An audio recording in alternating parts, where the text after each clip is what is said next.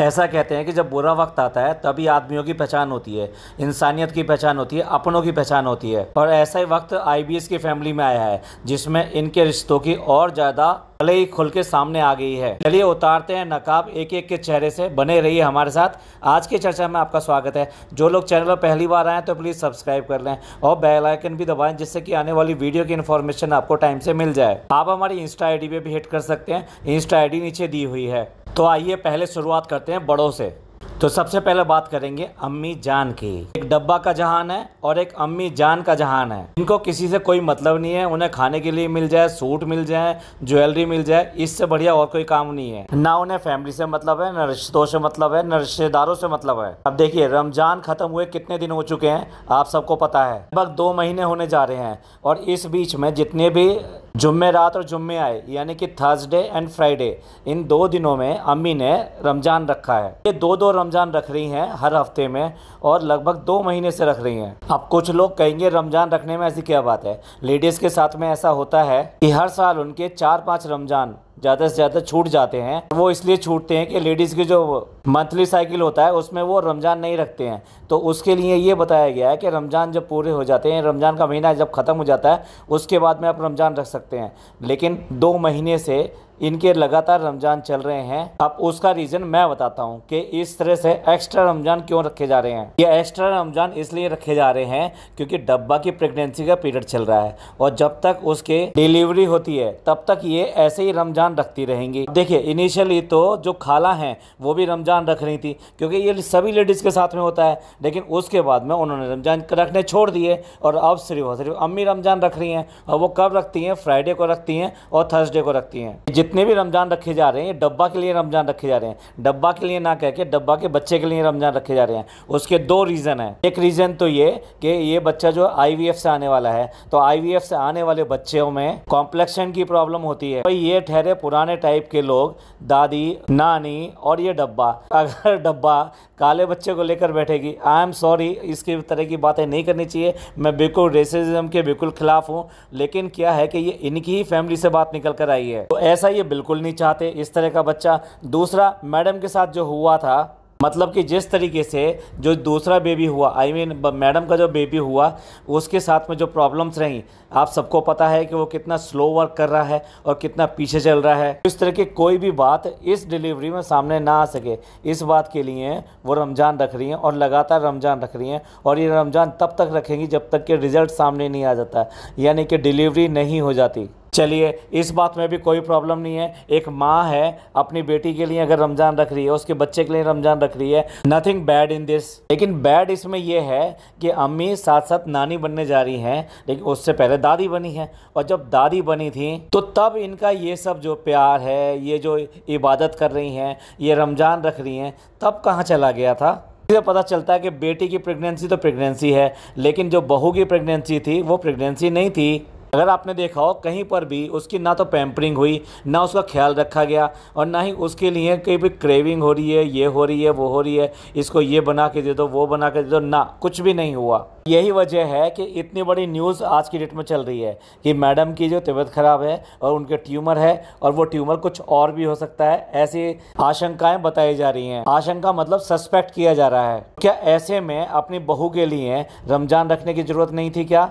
डब्बा आती है और फ़नी आता है और सबसे दुआओं की दरख्वास्त करते हैं कि आप दुआ करो, आप दुआ करो, आप अपनी पूजा पाठ में भी दुआ करो, आप जिस भी धर्म को, जिस भी अपने अल्लाह या गॉड को मानते हो, उन सब से दुआ करो। इन्होंने क्यों नहीं बताया कि अम्मी जो है 2-4 रोज़े इस बात के लिए भी रखेंगे, या हम भी रखेंगे, या फिर हम इस तरह की इबादत करेंगे, या हम उनको इस तरीके से हेल्प करेंगे? नहीं, बिल्कुल भी नहीं। यही तो इस फैमिली का एक दूसरा चेहरा है जो अलग तरीके से दिखाई देता है। यानी सिमिलर प्रॉब्लम में डब्बा के साथ में अलग बिहेव करती हैं अम्मी, और अगर बात आ जाए मैडम की तो उनका बिहेवियर बदल जाता है। सच पूछो तो इन दोनों में से कोई भी कंसर्न नहीं है कि मैडम की जो तबीयत ख़राब है उसमें क्या होना चाहिए, वो क्या कर सकते हैं और वाकई में उनको फ़िक्र है या नहीं है। अम्मी को ज़्यादा ट्रोल किया जा रहा था, इसलिए जो जनाब के व्लॉग आते थे या मैडम के व्लॉग आते थे उसमें उनकी जो मम्मी हैं यानी कि जिसको नैनी कहते हैं उसको दिखाना उन्होंने बंद कर दिया था, क्योंकि दादी ट्रोल हो रही थी यानी कि अम्मी ट्रोल हो रही थी।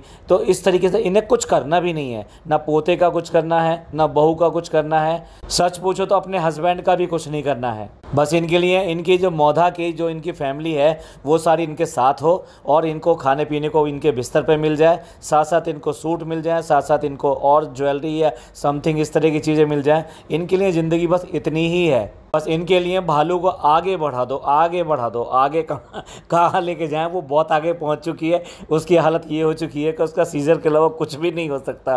तो इतना आगे पहुंचा दो, इतना आगे पहुंचा दो। माएँ जो होती हैं उनको बेटी बहुत प्यारी होती हैं, तो बेटी का जो दामाद है यानी उसका जो हस्बैंड है वो उससे भी ज़्यादा प्यारा होता है और दामाद की बहुत ज़्यादा इज्जत की जाती है, बहुत प्यार रखा जाता है, उसको हर तरह की इज्जत देकर सबसे ऊपर रखा जाता है। यही अम्मी, इनको कोई फ़र्क नहीं पड़ता क्योंकि इनके लिए जो दामाद आया है वो ख़रीदा हुआ दामाद आया है, तो इसलिए उसकी कोई रेस्पेक्ट करने की ज़रूरत नहीं है। उसकी इच्छाओं की इन्हें कोई प्रॉब्लम नहीं है कि वो क्या खाएगा क्या नहीं खाएगा। कितनी बार तो ऐसा होता है उसको खाने के लिए नहीं होता और वो खुद ही बनाता है। और मत भूलिए, एक दामाद की फैमिली अगर आ जाए यानी उसके माँ बाप इस तरह के कोई आदमी आ जाए तो जो माएँ होती हैं वो बिल्कुल बिछ जाती हैं और उनका इतना ज़्यादा खातिरदारी करती हैं कि ससुराल वाले आएँ, उसके सास ससुर आएँ, मतलब घर के अंदर वो माहौल हो जाता है। आप सभी महसूस करेंगे कि आपके घरों में भी ऐसे होता होगा कि जब आपकी लड़की के, आपकी बहन के अगर सास ससुर घर पर आते हैं तो वो कितनी बड़ी बात होती है। तो ज़्यादा बताने की ज़रूरत नहीं है कि जब जब इसके जो है सास ससुर आए तो अम्मी ने कितनी ज़्यादा इज्जत करी है। केले, लड्डू और पानी, शायद इतनी चीज़ें तो काफ़ी हैं किसी की भी ससुराल वालों का स्वागत करने के लिए। आज की ऐसा होता कि ये अम्मी किसी के घर जाती और वहाँ पे इनकी इज्जत इतनी ही होती, यानी कि इनके सामने पानी रख दिया जाता और साथ साथ केले रख दिए जाते, वो भी बिना छिले हुए, एक बंधे हुए बिल्कुल जो है जैसे आते ना गुच्छे के अंदर, वो एक प्लेट में रख कर वो उनके सामने रख दिए जाते। या फिर एक लड्डू का डिब्बा लाया जाता और वो जो है बंद करके एक थाली में लगा कर साथ में पानी के साथ में वो रख दिया जाता। तो इनको कैसा लगता। और यही अम्मी जब मैडम के घर में जाती हैं तो ऐसे खिसियानी सी हंसी हंसती हैं और बस हर चीज़ की तारीफ, हाँ अच्छा है, बहुत अच्छा है, बहुत दिन से कह रहे थे, तुमने अच्छा किया, ये तो बहुत ही अच्छा बना है। इसके अलावा कभी भी उनके मुंह से कुछ नहीं निकलता, बस इतनी ही इनकी इन्वॉल्वमेंट है घर के अंदर। अम्मी को अगर कहीं डेला लेके जाना हो या कहीं पे भी लेके जाना हो तो फटाफट लप झप ये फटाफट वहाँ पे पहुँच जाएंगी, खुशी से रह लेंगी, सब कुछ कर लेंगी। लेकिन अगर हॉस्पिटल जाना हो और वो भी ख़ास तौर से डब्बा के साथ जाना हो या फिर अपनी बहू के साथ जाना हो तो ना ना ना, तब इनकी जो भी ये बड़ापन है या जो भी एक्सपीरियंस है, भाई घर में जो बूढ़ी होती हैं और जो बुज़ुर्ग होते हैं उनका अपना एक अनुभव होता है, तो इसलिए उनको इन सब चीज़ों में आगे रखा जाता है। लेकिन नहीं, ये कहीं उसमें कहीं पे भी आपको नज़र नहीं आएंगी। तो इस बीमारी के वक्त में, इस बुरे वक्त में अम्मी क्या कर रही हैं, अम्मी कितना साथ दे रही हैं, अम्मी को कितनी चिंता है, आपको सबको समझ में आ गया होगा। साथ साथ दूसरी तरफ अपनी सास की कितनी चिंता करी इन्होंने और अपनी नंदों की कितनी चिंता करती हैं, ये भी सबके सामने है। इनके सामने रिश्तेदारी के नाम पे सिर्फ मौदा है, मौदा में भी इनकी अपनी फैमिली है, इसके अलावा और कोई नहीं। तो चलिए, ये तो नकाब हमने हटाया अम्मी के चेहरे से, यानी कि जब मुसीबत आती है तो वो किस तरह से बिहेव करती हैं अपनी बहू के साथ में और अपनी बेटी के साथ में, ये सबके सामने है। तो आज की डेट में जब ये घर इस चिंता में है और इस प्रॉब्लम में है कि बच्चे को क्या होगा और जनाब कैसे करेंगे और उसका क्या होगा, जो बीमार है उसको कैसे तसल्ली दी जा सकती है, उसके लिए क्या किया जा सकता है, उसके लिए रोज़े रखने हैं नहीं रखने हैं, उसके लिए और क्या इबादत करनी है या उसको किस तरह से आराम पहुंचाना है, इस सब के बारे में कुछ नहीं बात है। जबकि मैडम का कंट्रीब्यूशन किसी से छुपा नहीं है। इस फैमिली को आज की डेट में जिस हाल में ये लेकर आई हैं वो और कोई नहीं कर सकता था। शायद ये फैमिली यहाँ पे मुंबई में भी नहीं होती, और चाहे कैमरे के सामने ही सही, चाहे व्लॉग में ही सही, मैडम ने हमेशा अपनी मम्मी से ऊपर अपनी अम्मी को रखा, यानी कि अपनी सास को रखा, और हमेशा उनकी भर भर के तारीफ़ करी है। अब चलते हैं दूसरी शख्सियत के ऊपर। शख्सियत मैं इसलिए कह रहा हूँ कि वो अपने आप में अपने आप को बहुत बड़ी एक सुपरस्टार यही एक है, ये बहुत बड़ी सेलिब्रिटी मानती है। जी हाँ, मैं डब्बा की बात कर रहा हूँ। वो अपने आप को बड़ी सेलिब्रिटी मानती है। अभी कुछ दिन पहले जबकि इसकी भाभी की ये सब न्यूज़ चल रही थी और इनके घर में तो पता था, मैं जनाब ने तो उसके 2 दिन बाद आके बताया है, जब ये इन्होंने स्टोरी अपलोड की थी डब्बा ने, जिसमें ये दिखाया था कि जब वो बचपन में थी तो एक गरीब, लाचार और बेबस टाइप की लड़की थी। उसके बाद में वो रिच नहीं हुई, पहले रिच हुई, फिर रिचर हुई और फिर रिचेस्ट होगी। और बार बार उसमें इस तरह के फ़ोटो दिखाए, लोग उसके पीछे पड़ रहे हैं, लोग उसको पता नहीं क्या क्या दे रहे हैं। ये सब चीज़ें उसने अपनी एक रील में दिखाई। और ये सारे काम वो कब कर रही थी, जबकि उसकी भाभी के साथ में जो इलनेस है, ये बीमारी है। भाई देखो, आपके सामने जनाब ने 2 दिन बाद लेकर आए, लेकिन घर में तो पता था। या ये भी कह सकते हैं कि मैडम के अलावा या जनाब के अलावा किसी को पता ही नहीं था, यानी इसको भी नहीं पता था। जबकि इसने कहा है, अपने व्लॉग में आके कहा है कि अम्मी आई और हम सब लोग जो है मेकअप वगैरह का इसका प्लान कर रहे थे और वीडियो शूट कर रहे थे, अपना मतलब व्लॉग शूट कर रहे थे। उसी टाइम अम्मी ने आके ये न्यूज़ दी और तब इनको पता चला और तब इसका रोना छूटा। तो जब इसको ये सारी चीज़ें पता थी तब भी इसकी इस तरह की रील पोस्ट हो रही थी। ये अपने आप में बिल्कुल भी एहसान नहीं मानती कि इसकी भाभी ने इसके साथ में कुछ किया है, या आज की डेट में ये जो भी कुछ है वो उसी की वजह से है। जिस तरह से ये डब्बा अपने फनी के साथ में ये व्लॉग लेकर आई, मैं तो व्लॉग ही कहूँगा क्योंकि ये कोई अपडेट देने नहीं आई थी, ये सिर्फ और सिर्फ अपना व्लॉग लेकर आई थी। और पूरा इसने 12 मिनट खींचा और उस 12 मिनट में ना जाने इसने कितनी बार हंसी रोकी और कितनी बार इसके एक एक सारे के सारे दांत दिखाई दे रहे थे। आपको लगता है कि जिसके साथ में प्रॉब्लम होती है, जिसके घर में प्रॉब्लम होती है, जिसे इतनी फिक्र होती है, जिसे सुनने के बाद में वो अपने आप को संभाल नहीं सकी और रोना शुरू कर दिया, और तो आपको लगता है कि वो इस तरीके से हंस हंस के आके ये बताएगा कि ये किस तरह की बात थी। लगभग 1 साल पहले मेरे घर के अंदर एक हादसा हो गया और मेरा छोटा भाई अचानक ही हार्ट अटैक का शिकार हो गया और उस बात को 1 साल हो चुका है। लेकिन आज भी अगर कोई उसके बारे में ज़्यादा पूछने लगता है कि कैसे क्या हुआ था, कैसे हुआ था, तो आज भी आंसू जो है रुकते नहीं हैं। यानी बात करते करते हम कितना भी रोकना चाहें लेकिन फिर भी आंखें भर आती हैं। ये इसको तो सुनने के बाद में इसकी आंखें भर आई थी और ये तो रोना शुरू कर दिया था। ये तो सबसे ज़्यादा इमोशनल लड़की है इस फैमिली के अंदर। उसके बाद में ये उसी बात का रिपीटेशन जब लोगों के सामने करती है, कहती है ना यूट्यूब मेरी फैमिली है, अपनी फैमिली के सामने बताने आती है, तो इसकी हंसी नहीं रुकती है। इस सब से क्या पता चलता है कि उसको कोई परवाह नहीं है कि किस तरह की फैमिली के अंदर प्रॉब्लम है और इसका परिणाम क्या हो सकता है और क्या होने वाला है। बल्कि लगभग 1 मिनट और 38 सेकंड तक सिर्फ अपनी भाभी की अपडेट देने के बाद में दोनों के दोनों शुरुआत में ही आ जाते हैं प्रेगनेंसी के ऊपर। शुरू कर देते हैं कि हम डॉक्टर के गए थे और डॉक्टर ने वैसे तो ठीक बताया, लेकिन उसने कहा अगले हफ्ते डिलीवरी के लिए आ जाना। और उसके बाद में डिलीवरी का बयान किया और ये बताया कि हमने ये सोचा नहीं था ऐसा हो जाएगा, ऐसा भी वक्त आ जाएगा, हम तो कुछ और सोच रहे थे। अब आप समझ लीजिए उसे सिर्फ और सिर्फ इस बात की चिंता हुई कि अब जब भाभी का ये इस तरह की बातें चल रही है और जब तक ये वाला एपिसोड ख़त्म होगा, मे बी 10 दिन लग जाए, 15 दिन लग जाए, तब तक वो अपनी प्रेगनेंसी के जो व्लॉग्स हैं वो खुल कर आराम से नहीं डाल सकती। हंस खेल के सब कुछ करके ये नहीं डाल सकती। अगर ऐसा करेगी तो डेफिनेटली ये ट्रोल हो जाएगी। तो अपडेट देने आई है भाभी की, लेकिन वर्ड क्या बोल रही है, वो ऐसा होता है ना कि हमने सोचा था, हमने ऐसा नहीं सोचा था कि ऐसा हो जाएगा। मतलब कहना क्या चाहती है कि तूने क्या सोच रखा था जो भाभी की अब ये बात आ गई तो उसमें प्रॉब्लम आ गई। साफ साफ बोलो ना कि अब इस समय कंटेंट अपलोड करने में दिक्कत होगी कि आधी लाइमलाइट तो भाभी की तरफ रहेगी तो आधी लाइमलाइट इसकी तरफ आ पाएगी। फनी भी बड़ा खुश होकर मुस्कुरा के कह रहा है भाई देखो हमने तो ऐसा सोचा भी नहीं था ना कि ऐसा होगा, सभी लोग रहेंगे, भाभी रहेगी, पूरी फैमिली वाले रहेंगे। अब्बा के साथ साथ ये फनी भी एक नंबर का शातिर आदमी है और इसीलिए ये मतलब घुमा फिरा के पूरे अपने व्लॉग में इन्होंने अपनी प्रेगनेंसी की प्रॉब्लम, प्रेगनेंसी में बच्चे के साथ में क्या होगा, हम कैसे उसकी खुशियाँ मनाएंगे, हमारा बैग पैक हुआ कि नहीं हुआ, हम वहाँ कैसे जाएंगे। ये भाभी के व्लॉग जो है इस बात के लिए नहीं देख रही थी कि इसको प्रेगनेंसी के लिए कुछ सीखना है कि डिलीवरी होगी तब क्या करना है या क्या नहीं करना है। ये उसके व्लॉग नहीं देख रही, ये डेफिनेटली मैं पक्का बता रहा हूँ ये उन सब लोगों के व्लॉग देख रही होगी जो कि व्लॉगर्स हैं और जिन्होंने अभी पिछले हाल ही में 1-1.5 साल में बच्चों को बर्थ दिया है। तो उन्होंने किस तरह के व्लॉग्स डाले हैं, उन्होंने किस तरह की प्रिपरेशन करी है, वो सारे काम ये करने वाली है। ये महारानी की तरह जिस तरह से बैठी रही है पूरी प्रेगनेंसी वाले पीरियड में, वही इसका आगे भी चलने वाला है। आप देख लीजिएगा, ये बैठी रहेगी, बाकी सब इसकी पैम्परिंग के लिए चारों तरफ लगे रहेंगे, बच्चे की देखभाल के लिए भी लगे रहेंगे। लेकिन जब कैमरा हाथ में आएगा, जब व्लॉग शूट होगा, तो बच्चा इसकी गोदी में होगा या इसके आसपास ही होगा, तब ये बच्चे की माँ बन जाएगी। वैसे सारी फैमिली इसके बच्चे को पालने के लिए ही आतुर है, और वो इसीलिए रखी गई है। दो नौकरानियाँ हैं, नौकरानियों के भी बच्चे हैं, वो भी नौकरानियां हैं। इस सब में थोड़ी सी भी खुशियां वो ना बटोर लें जो कि इसके असली हकदार हैं, यानी इसके सास ससुर, क्योंकि उनके घर का ही तो चिराग होगा वो, यानी कि उनका ही वो पोता पोती जो भी कहिए वो होगा, जो आगे जैसा भी कह लीजिए वंश चलाने वाला या उनकी घर की रीत को चलाने वाला होगा।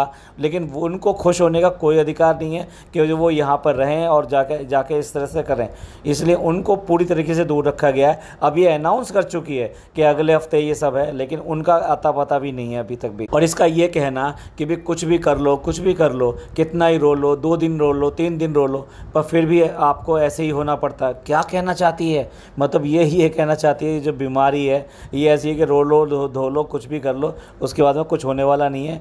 यानी कि आप समझ सकते हो किस तरह इशारा कर रही है। यार इस तरह के शब्द कौन यूज़ करता है? ये सब तो जब यूज़ किए जाते हैं कि जब आपको लगे कि कोई है ऐसा कि जिसके बचने की उम्मीद नहीं है, तब इस तरह की बातें की जाती है। वो भी ऐसा कुछ होने के बाद में लोगों को समझाने के लिए कहा जाता है कि भाई अब देखो कितना भी रो लो, वो धो लो, लेकिन कोई भी इसके लिए वापस तो आने वाला है नहीं, तो इसलिए आपको फिर दोबारा से अपनी ज़िंदगी में वापस आना पड़ेगा, थोड़ा सा उनको भूलना पड़ेगा और उनको अपनी यादों में रखना पड़ेगा और अपनी ज़िंदगी को आगे बढ़ाना पड़ेगा। और कितनी अकल रखते हैं ये, कह रहे हैं हमने सोचा भी नहीं था ये, हम अपने जो नॉर्मल व्लॉग बना रहे थे और तब अम्मी ने आके बताया। पहले दिन तो कुछ भी नहीं था, वो जो डॉक्टर को ऐसी कैजुअली दिखाने के लिए गई थी और अगले दिन जो है फिर वो CT स्कैन के लिए गई।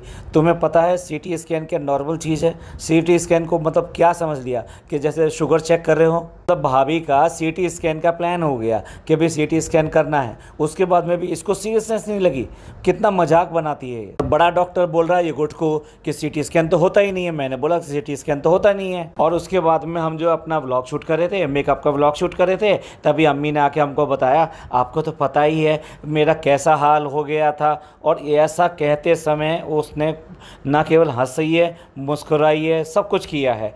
आप बताओ, अगर आप अपने दुख के पल को याद कर रहे हो, जब आप रोए हो, जब आपको शौक लगा है, तो आप इस तरह से हंस के बताओगे? इस औरत को रत्ती भर भी फ़र्क नहीं है, कुछ भी प्रॉब्लम नहीं है कि उसकी भाभी के साथ में क्या चल रहा है और कितनी क्रिटिकल इलनेस है ये। या फिर ये मान लीजिए भैया इसको सब कुछ पता है कि कुछ भी नहीं है, ये सिर्फ ड्रामेबाजी चल रही है। अब इसके बाद में फिर दोबारा से डिस्कशन वही चलना शुरू हो गया इनकी, सिर्फ और सिर्फ डिलीवरी का, कि भाई इस तरह से ये मैं रोना शुरू कर दिया और फिर उसके बाद BP बढ़ जाता है। और ये BP बढ़ना जो है ना, ये ठीक नहीं है, ये बच्चे के लिए बिल्कुल भी ठीक नहीं है। बोल रही है कि एक बार तो मैं अपने बच्चे के लिए भूल गई थी। पता नहीं एक माँ को ये सब कहना ठीक भी है या नहीं है, भूल गई थी। मतलब क्या कहना चाहती है कि मतलब हर समय एक माला लेके जपती रहती है बच्चा बच्चा बच्चा बच्चा बच्चा बच्चा। अरे तुम्हारे यहाँ व्लॉग शूट हो रहा था, तुम आराम से ये सब कर रहे थे, उस टाइम में तुम्हें बच्चा याद था? जब वो मेकअप करवा रहे थे तब क्या बच्चा याद था?